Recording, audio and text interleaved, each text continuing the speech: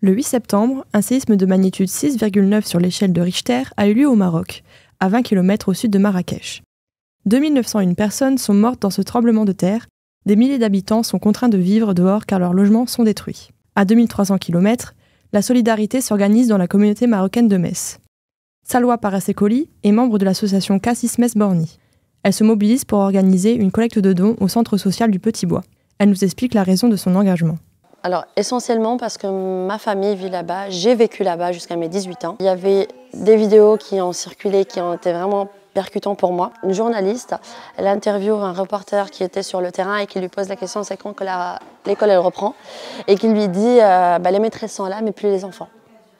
Donc là ça m'a fait vraiment quelque chose de l'émotion forte parce que je suis maman de 3 enfants.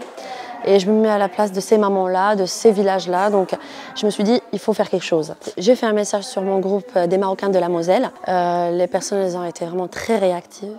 Il y a un élan de solidarité qui s'est mis en place et qui ne s'arrête pas. On est aujourd'hui un collectif de plusieurs associations, notamment Kairos à Bellecroix, Abscis Émergence sur Borny et bien évidemment Cassis qui est sur Borny de même. Les 3 associations sont centralisées au centre du Petit Bois où les dons sont recueillis. Au jour d'aujourd'hui, on reçoit en permanence. Donc je remercie tous les donateurs qui souhaitent rester anonymes parce que c'est dans notre culture, mais pas que. J'encourage aussi les autres à le faire parce qu'aujourd'hui, c'est un grand élan, mais qu'est-ce qu'on sera demain? Je souhaite vraiment que les gens ils continuent sur cette dynamique. On continue. Khalifa est conseillère sociale à Borny. Elle prête main forte aux bénévoles de l'association. Au centre, on a joué, par exemple, accueillir les gens qui ont ramené leurs dons. Je les remercie. Et après, on a fait le tri, en même temps avec ma collègue Salwa, qu'on a déjà commencé à faire qu'est-ce que ça part en premier, des catégories et tout. Et après, ça, premier jour, c'était un petit peu perturbant, après c'est bon.